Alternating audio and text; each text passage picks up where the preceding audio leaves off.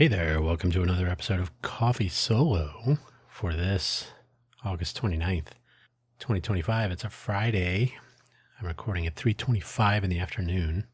The weather has been wacky, totally messing with my sinuses, so bear with me with this episode 2025-08-2901.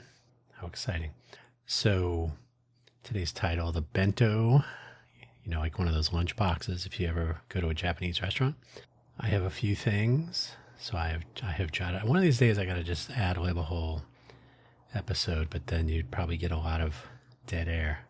I would record for an hour and you'd get 10 minutes. So kind of some happy medium, but I should practice more improvisational. That comes in handy when you're interviewing people or having any conversation in general, just like in real life.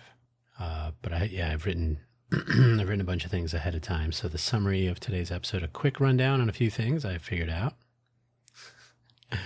Like I sit here pondering, come across and am annoyed by, and maybe a few other things as usual. I do have one link relevant to one of my bullet items.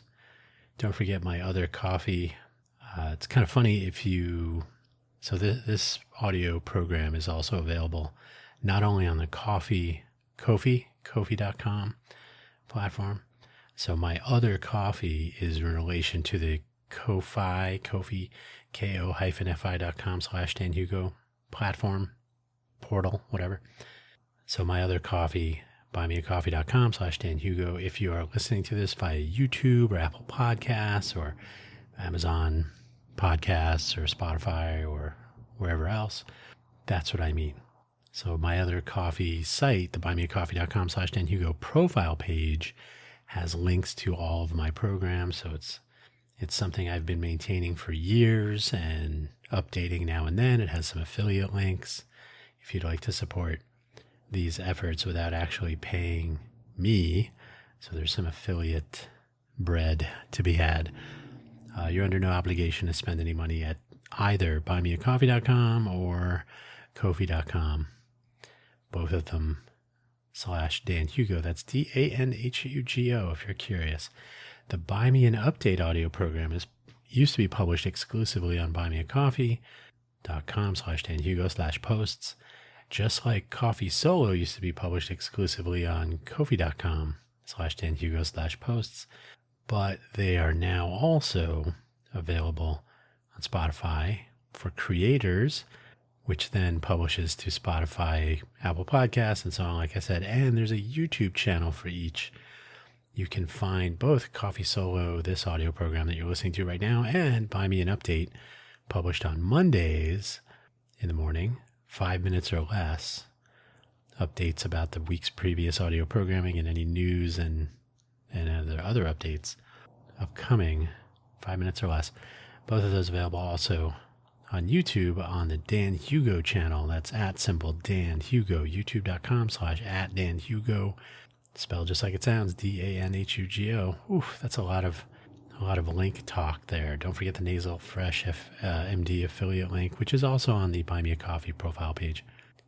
Today is really not a good example. It's been a few days since I recorded an episode of this show, but this week has been good and bad. We're very weird. The temperature, the humidity in Vegas is a little weird. It's getting hot again. It was cooled off a bit. Now it's hot. It's supposed to be 90. My thing here says 95. Maybe. Could be somewhere above 90. Not 100. I guess that's nice. And the one link for today's episode. I did not know that there was a thing called Yahoo Creators. I guess they're just independent youth journalists, maybe local. I don't know. I didn't really look into the program, but there's a weird article about how Vegas tourism is taking a dive because of young people. When I read it, I was like, this is like absolute ridiculous, almost like made up. But I think there's a need to kind of minimize, like, no, it's not that bad. Come to Vegas. Come to Vegas anyway. So you're not young. You don't have to worry about those youngins. Come here if you're 21 and older. So I don't know. Although, I mean, they're not saying under 21, but You can read the article if you want. It's on creators.yahoo.com, ... You can get the link wherever you found this audio program, which is also where you find the summary and all that other silliness. So, yeah, I have an outline with like six bullet items. Not too much today. I'll add the anything else final bullet item as well. So I gotta say this again. I have said this before. I'll say it again. YouTube podcast uploads from Spotify RSS feed, which should work. They're very problematic. So and if you have experienced this as well, maybe you can commiserate. Let me see. Yeah. Oh, no way. So the Cafe Genius Impresario's audio program, I uploaded it this morning to Spotify, and that creates an RSS feed item. It's the item tag, and Apple Podcast picks it up automatically. Amazon Podcast picks it up automatically. YouTube picks it up automatically after some amount of time. They turn it into a video, and they publish that. So it's a single frame, the cover art video. Wonderful. It's not ideal. I mean, if you watch YouTube videos on your television or on your monitor or something, nothing's moving.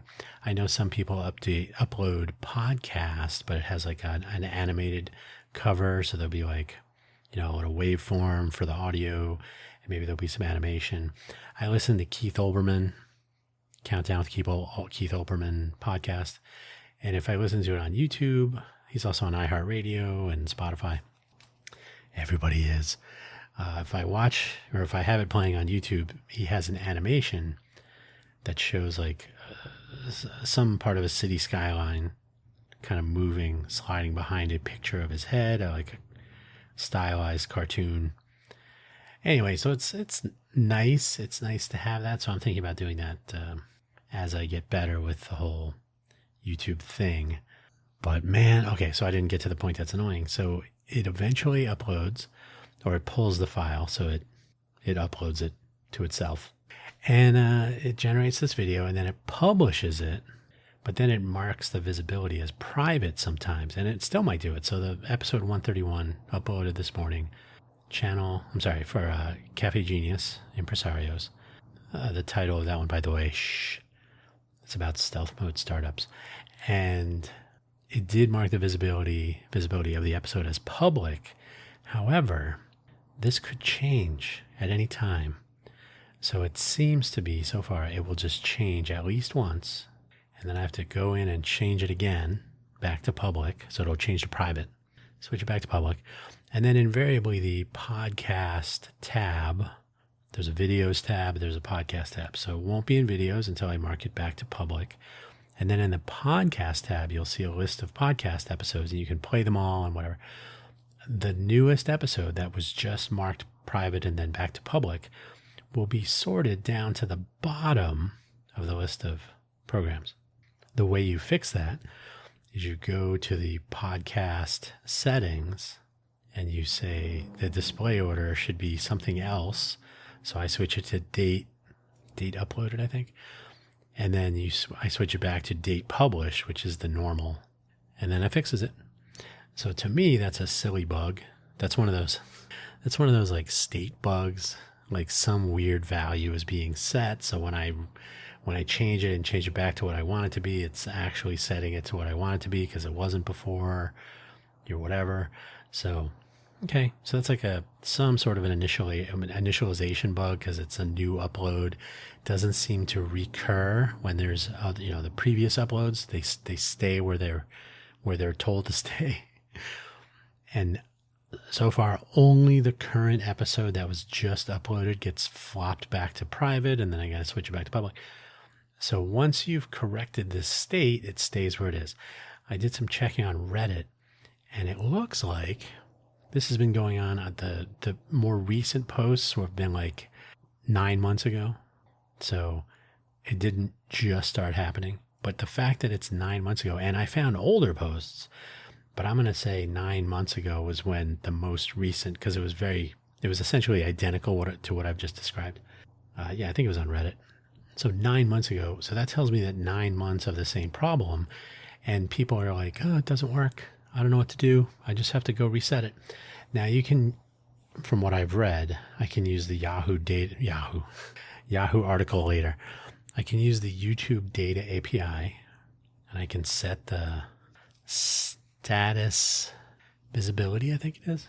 So I can set that setting. So I can write some code, do some experimenting. I don't know if you've ever written anything using a Google API. Their Google API console is kind of a pain. It would be nice.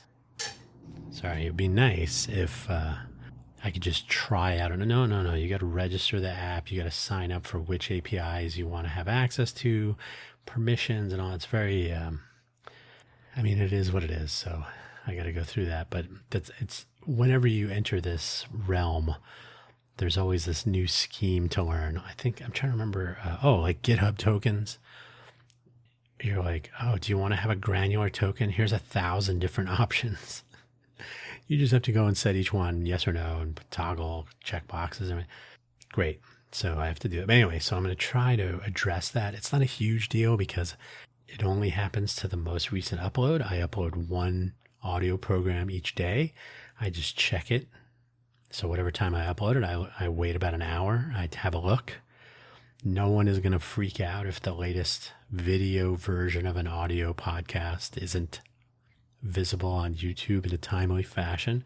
So far, I have some slack in my dealing with this. But oh my goodness, what a disappointment!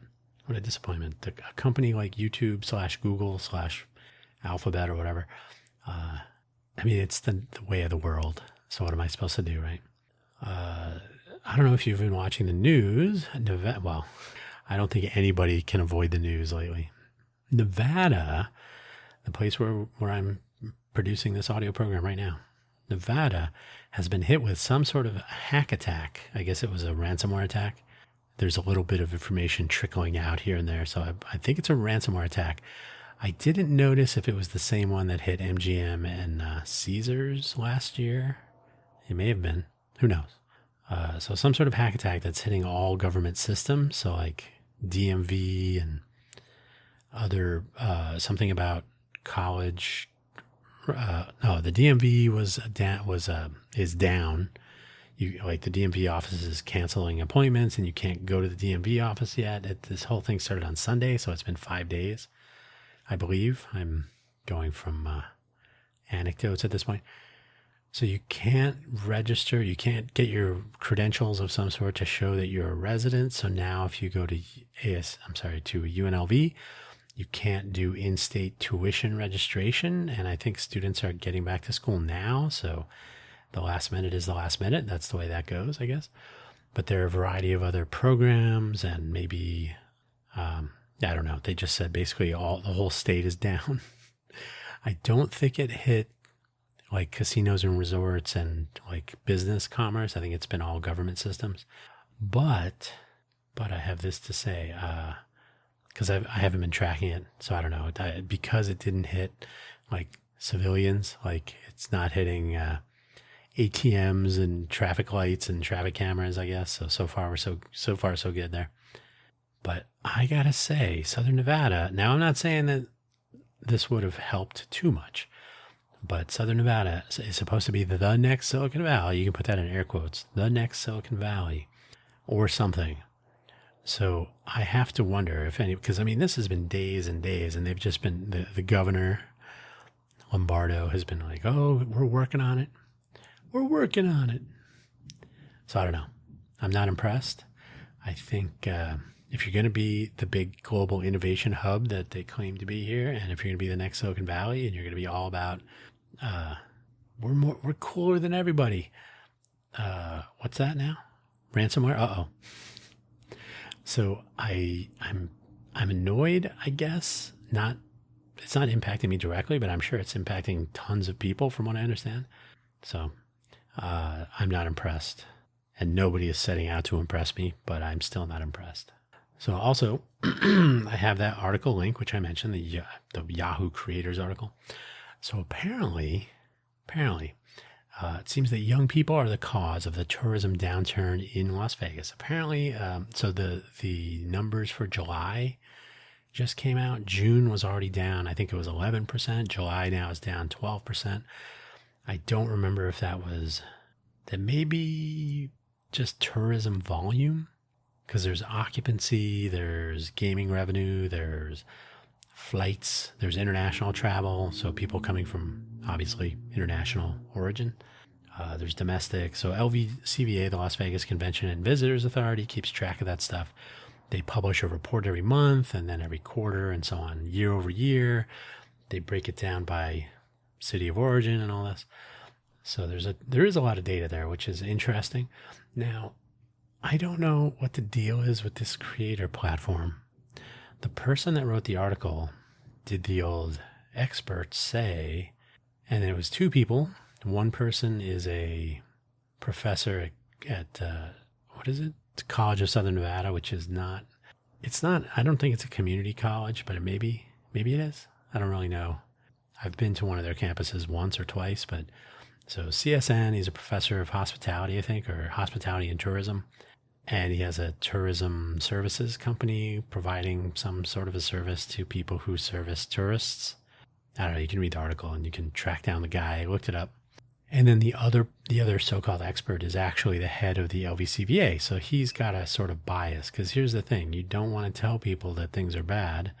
Oh, it's a soft summer and it's young people. It's Gen Z. Yeah, it's not, come on down.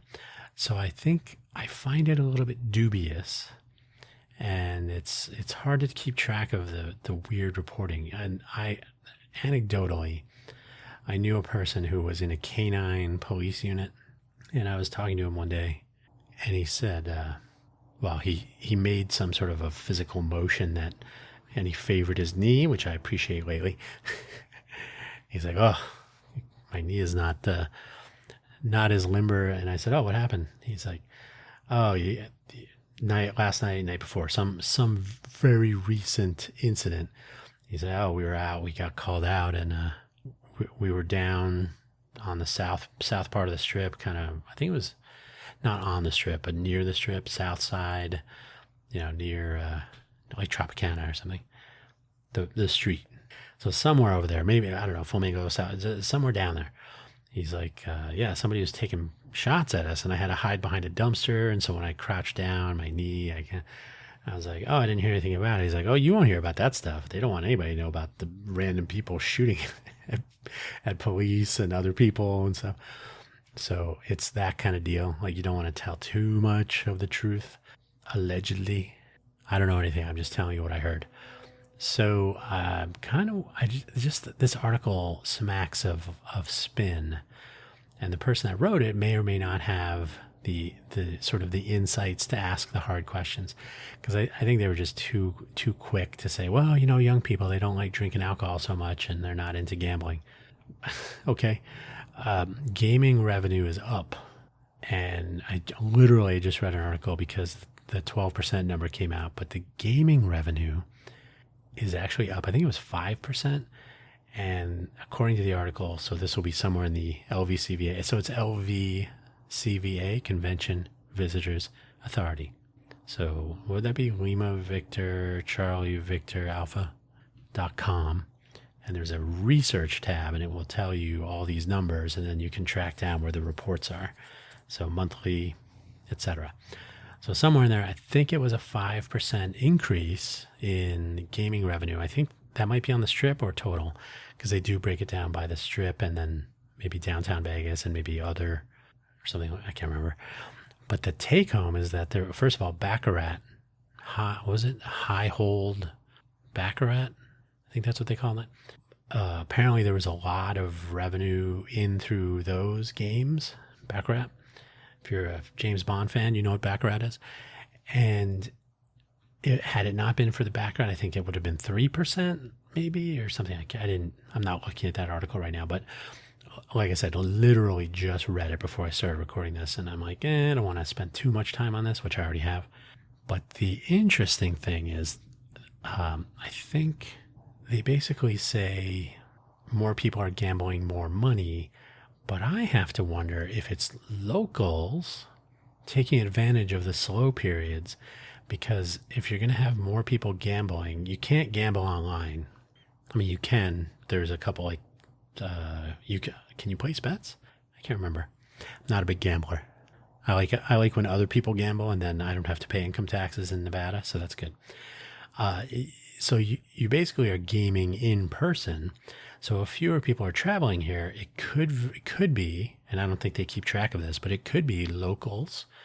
I know in June there was a more of an increase in gaming revenue. I don't know if that's gaming revenue or winnings, profits. Either way, there was more in downtown Vegas than on the Strip, which tells me right away probably locals are going down and saying, "Hey, there's none of those pesky tourists are here. Let's go play some baccarat at the Circa or El Cortez or something."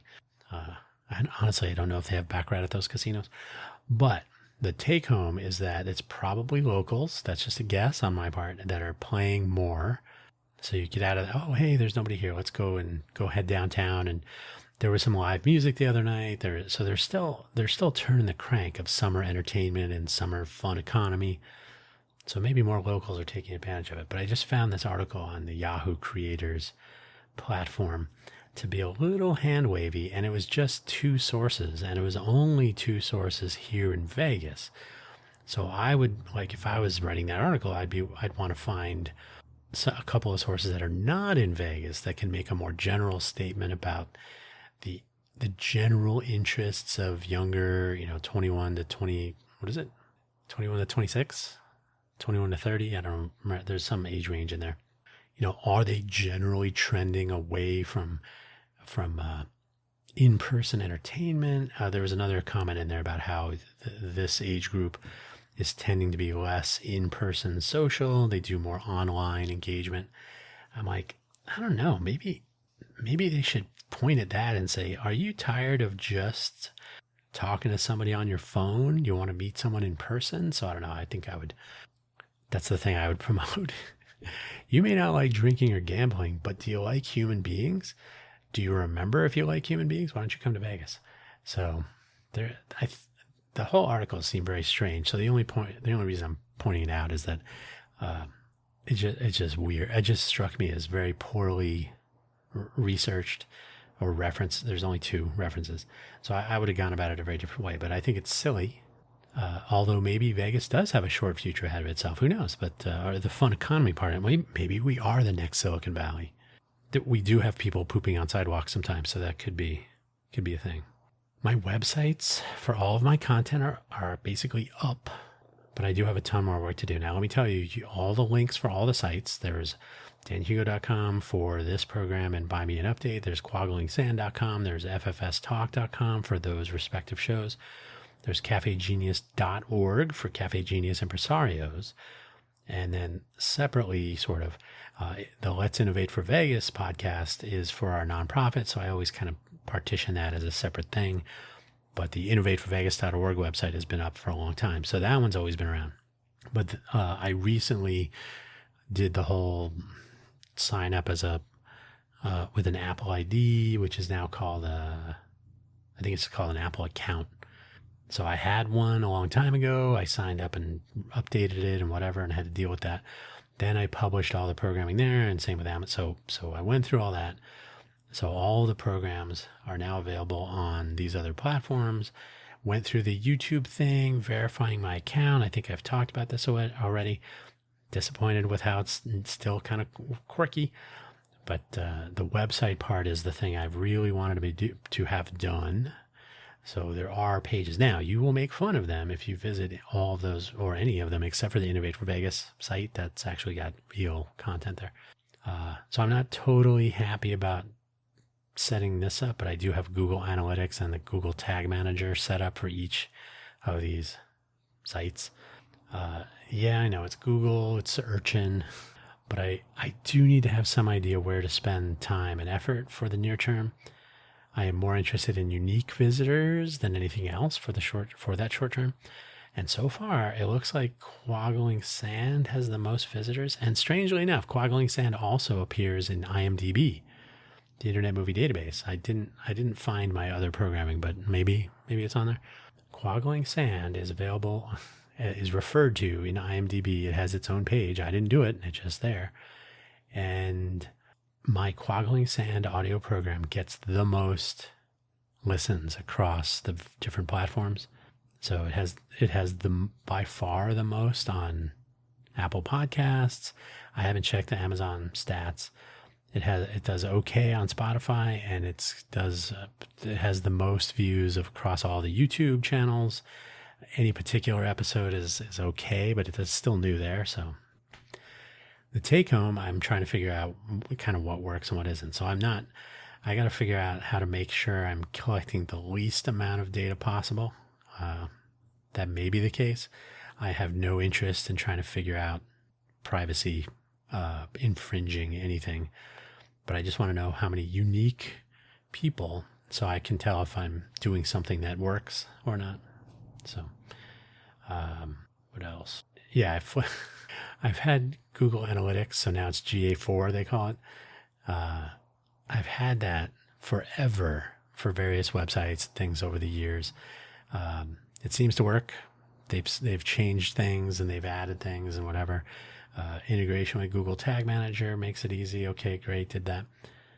So it works okay for now. And so as I figure out how to collect the minimal amount of data but making it useful, I mean, I'm not going to base it totally on this, but I do need to spruce up the sites and whatnot. I really want to have a feedback element so I can do surveys and whatnot. Spotify has surveys, but meh. And then, like for FFS Talk, really that show should have a guest. We should be talking about stuff. I'll say debating, but we should be discussing or maybe debating. That's the whole premise of the show. So I really got to bite the bullet and try to book people. Here in Vegas, that's a super big pain. Yeah, so we'll see. We'll see what happens. The sites are ugly right now, so if you visit any of them, if you happen to be listening to this program, hopefully if you do listen to this sometime in the future, after Friday, August 29th, there will be a little bit more to see at any or all of them. That would be nice. I haven't done any open mics since before my injury. My injury was on May 28th, by the way, so it's been 3 months. If you're curious, I walk either 1.6 miles or 2.3 miles, depending on how, because it's kind of like getting back to the gym. It's a little sore. So over the last 2 weeks, I think I've gone every other day, ramping it back up. So generally fine. So continued improvement. So all is well. But I haven't done open mic forever. So I think it's been like 5 months at this point. And I do miss trying out. I have some ideas for some new bits on stage with actual people in an audience, which is nice. This is fine, but I'm talking to myself essentially, and you're hearing it later. I think when I do have to get, when I have a set ready, which I think I have Wise Guy Open Mic is 3 minutes. I definitely have 3 minutes. When I kick off the Hugo Floss channel, I need to get that out there. So I'll probably go. The last time I was up on stage at the Wise Guys downtown, I registered as Hugo Floss. So I figured I would see what the reaction was. There was a minimal. I did my Hugo Boss joke. Hugo Floss sounds very much like Hugo Boss, except for the style, what is it? The style? No, sense of style and the political affiliation. I had a better term than style, but anyway, yeah. So Hugo Floss coming soon. That's what this program is supposed to be practice for, so I can get my sort of improv going. And then I really need to have guests. That will make that show more interesting. I was at my local Smith's grocery store yesterday. Was it yesterday or this morning? I'm sorry, it was this morning. Wait, it was yesterday. Sorry. I did go this morning, but it was, I only got like 5 things. Yesterday, so Thursday, I went to the grocery store and I was going down the cookie aisle. I was not looking for cookies though. I wanted to see if Smith's was carrying no, I wasn't looking for candy either, but it is the cookie and candy aisle. But I was curious to see if they had a particular, it was the Lindt, Lindt, that's Swiss, I think. They make a reasonably reviewed Dubai chocolate bar, but apparently it sells for like $15 US. So I wanted to see if they had it, and they do not.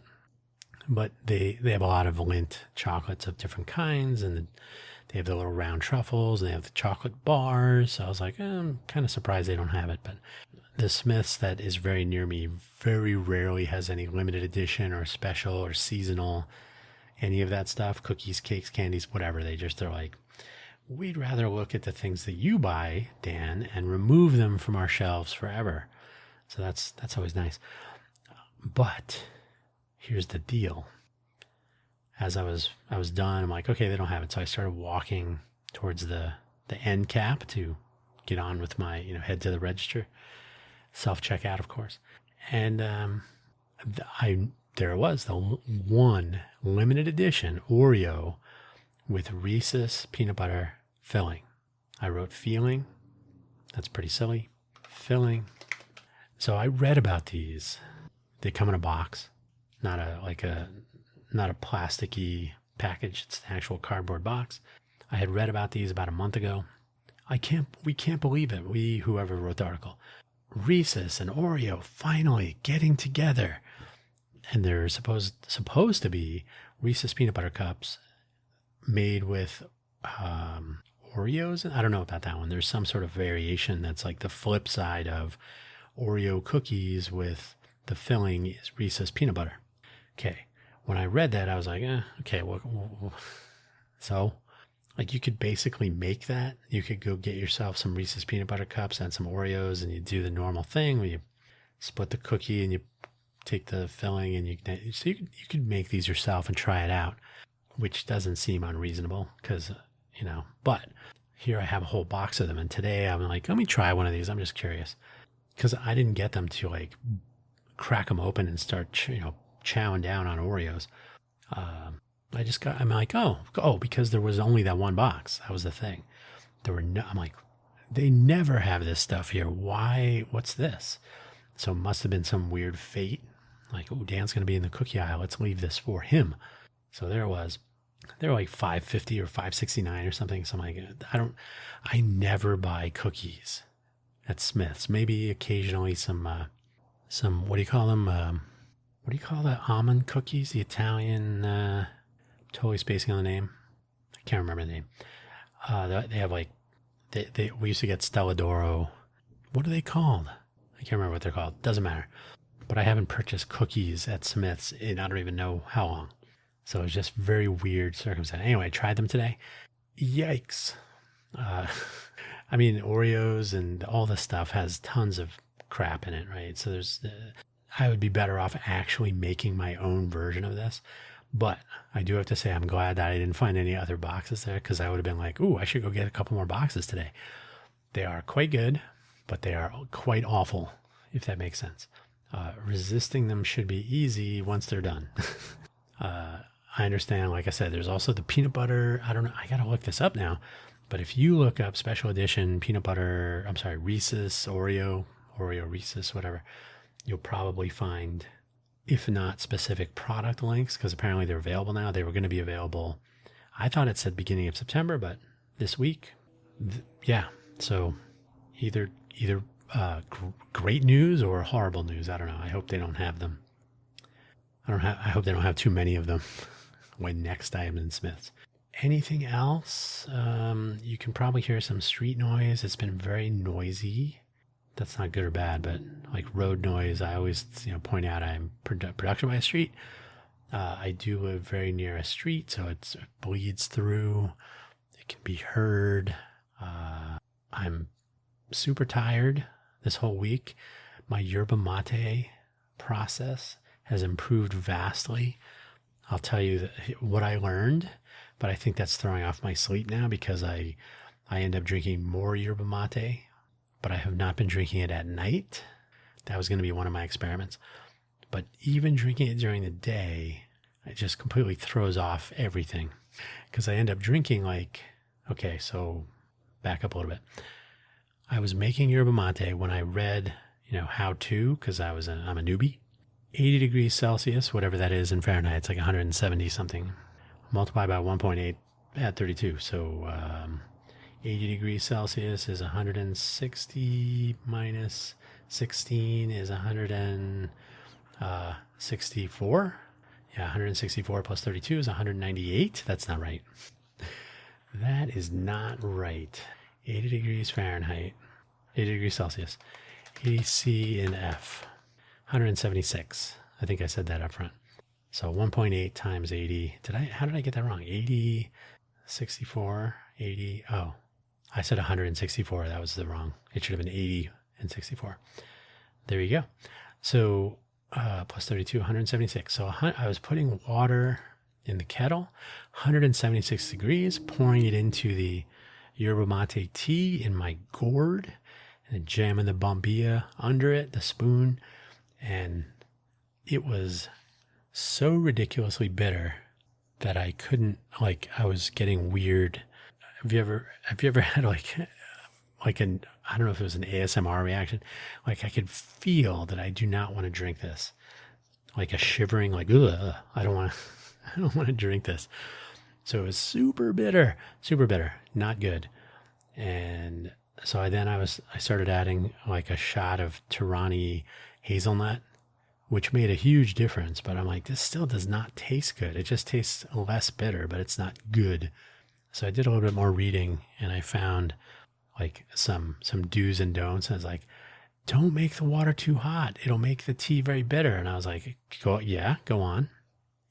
So I found that 70 degrees Celsius. So let's just make sure. I think it's 153 or something. 158. That looks like a 3. 158 makes a big difference.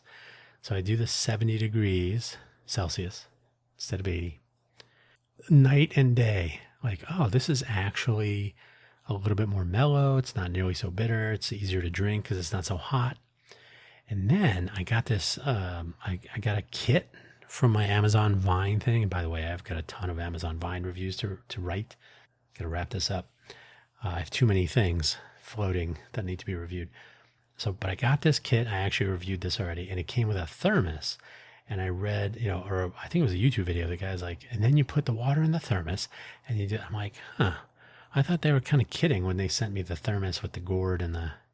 So I got a smaller gourd. It's about 2/3 the size of the one I started with. So it's like a entry level, and I still put the hazelnut in there because it actually tastes kind of good, even though it's a little bit smoother now. But I put the 70-degree water into the gourd once I have my wall of yerba mate tea and everything, and then pour the rest in the thermos. And then I'm sitting here by my computer doing whatever in the morning, and I drink the tea, and then I refill it with the thermos, because what I was doing before was reheating the water in the kettle. So when you reheat the water in the, you put it in the thermos. You don't have to reheat it, but you re-steep the tea. So while I'm sitting here, I'll just take the thermos and top off the gourd. So the water comes up, and okay, that's good. And then I just let it sit there for a while and do my thing. And then I take another sip. It's not as hot. So I don't know who came up with this steel straw idea, but the straw does not get as hot. So you're not like, burning my lips. And it's actually smoother to drink. It's like, oh, okay, I can actually drink this. And it's actually totally fine. It's still not quite tasty without the hazelnuts. So, that's maybe me. I've also tried stevia. I have green leaf stevia, not the white stuff that tastes like overpowering. So if you get some green leaf stevia, it's before they extract the stevia and make the white powder, which is a good, in micro doses, like take a dot of it and put it in your coffee or something if you want. But the green leaves, I put like maybe a teaspoon in the gourd on the water side, and then I pour the water in there. That's okay. That works. Not as well as the sugar-free Tirani hazelnut. So, okay, great. But I think, so I was doing 350 milliliters of water, and now, or before it was so bitter, I'm like, I can't finish this. Now it's like, I can finish the whole thing, and the thermos is empty. So now, and because you're not losing so much, like coffee, you just do one puck, but here you're re-steeping the tea, so you're getting a lot. I should measure sometime and see what the retention of water is in the gourd. I could do that. Bottom line, I think I'm getting a lot of caffeine out of that, and so that throws me off. So I've been totally off schedule this whole week, and that has impacted my audio program production. It's probably influencing this episode today. But that seems like enough episode for today. I think I've covered enough trivialities. You're probably like, I don't know if this was interesting. That is okay. What? 4-pack of tickets to the Galactic Zoo? The Las Vegas Weekly is a very bizarre. I mean, it's not bizarre, but some of their promotions are weird. I'll end on this. So Las Vegas Weekly, I'm sure you have one wherever you are, the best of whatever. So Las Vegas Weekly has people voting on, the best pizza, the best chiropractor, like everything. And then people brag, oh, we're the best nose hair clipping company in Vegas.